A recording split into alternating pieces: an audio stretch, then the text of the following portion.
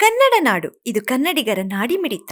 ಸಮಗ್ರ ಆರ್ಥಿಕ ಮುಗ್ಗಟ್ಟಿನಿಂದ ನಲುಗುತ್ತಿದ್ದ ಹಂಪಿಯ ಕನ್ನಡ ವಿಶ್ವವಿದ್ಯಾಲಯದಲ್ಲಿ ಈಗ ಬೃಹತ್ ಪ್ರಮಾಣದ ಆರ್ಥಿಕ ಅಕ್ರಮ ನಡೆದಿರುವುದು ಬಯಲಾಗಿದೆ. ಮಹಾಲೇಖಪಾಲರು ಅಂದರೆ ಸಿಎಜಿ ಸಲ್ಲಿಸಿರುವ ತನಿಖಾ ವರದಿಯಲ್ಲಿ ಬರೋಬ್ಬರಿ 44.90 ಕೋಟಿ ರೂಪಾಯಿ ಸರ್ಕಾರದ ನಿಧಿ ದುರ್ಬಳಕೆಯಾಗಿರುವುದು ಬಹಿರಂಗವಾಗಿದೆ. 2016ರಿಂದ 17ರಿಂದ 2023ರಿಂದ 24ರ ನಡುವೆ ಮಾಜಿ ಕುಲಪತಿಗಳಾದ ಪ್ರೊಫೆಸರ್ ಮಲ್ಲಿಕಾ ಘಂಟಿ ಮತ್ತು ಪ್ರೊಫೆಸರ್ ಸಾಚಿ ರಮೇಶ್ ಅವರ ಅಧಿಕಾರ ಅವಧಿಯಲ್ಲಿ ಈ ಅಕ್ರಮ ನಡೆದಿದೆ ಎನ್ನಲಾಗಿದೆ. ವಿವಿಗೆ ಬಂದಿದ್ದ 111.92 ಕೋಟಿ ಅನುದಾನದಲ್ಲಿ 44.89 ಕೋಟಿಯಷ್ಟು ಹಣ ದುರ್ಬಳಕೆಯಾಗಿದೆ. ಬೆಳ್ಳಿ ಹಬ್ಬದ ಪ್ರಯುಕ್ತ ನೀಡಲಾಗಿದ್ದ 26.91 ಕೋಟಿ ವಿಶೇಷ ಅನುದಾನದಲ್ಲಿ ಬರೋಬ್ಬರಿ 19.85 ಕೋಟಿಯನ್ನು ಸರ್ಕಾರದ ಯಾವುದೇ ಅನುಮತಿಯಿಲ್ಲದೆ ಅನಗತ್ಯ ವೆಚ್ಚಗಳಿಗೆ ಬಳಸಲಾಗಿದೆ.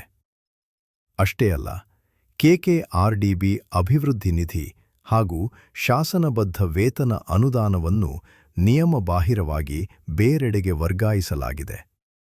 ಸಿಎಜಿ ವರದಿಯ ಪ್ರಕಾರ ಕೆಟಿಪಿಪಿ ಕಾಯ್ದೆಯನ್ನು ಉಲ್ಲಂಘಿಸಿ ಕಾಮಗಾರಿಗಳನ್ನು ವಿಭಜಿಸಲಾಗಿದೆ.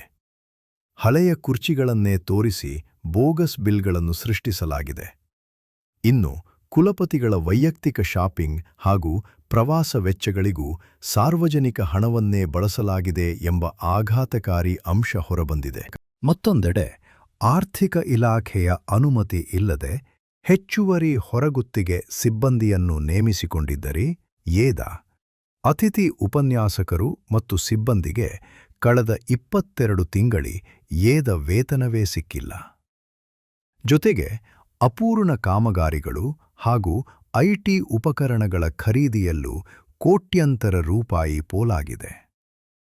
ಉನ್ನತ ಶಿಕ್ಷಣ ಇಲಾಖೆಯು ಸಿಎಜಿ ವರದಿ ಆಧರಿಸಿ ವಿಶ್ವವಿದ್ಯಾಲಯದಿಂದ ವಿವರಣೆ ಕೇಳಿತ್ತು. ಆದರೆ ವಿವಿಯು ಹಣಕಾಸು ಅವ್ಯವಹಾರಕ್ಕೆ ನಿರ್ದಿಷ್ಟ ಉತ್ತರ ನೀಡದೆ ಇನ್ನು ಮುಂದೆ ಇಂತಹ ಅಕ್ರಮ ನಡೆಯದಂತೆ ಎಚ್ಚರ ವಹಿಸಲಾಗುವುದು ಎಂದು ಹೇಳಿದೆ. ಈ ಬಗ್ಗೆ ಪ್ರತಿಕ್ರಿಯಿಸಿರುವ ಪ್ರಸ್ತುತ ಕುಲಪತಿ ಪ್ರೊಫೆಸರ್ ಡಿ.ವಿ. ಪರಮಶಿವಮೂರ್ತಿ, ರಾಜ್ಯದ 4 ವಿವಿಗಳ ಆರ್ಥಿಕ ವ್ಯವಹಾರಗಳ ತಪಾಸಣೆ ನಡೆದಿದ್ದು ಅಂತಿಮ ವರದಿ ಬಂದ ಬಳಿಕಷ್ಟೇ ಪೂರ್ಣ ವಿವರ ನೀಡಲು ಸಾಧ್ಯ ಎಂದಿದ್ದಾರೆ.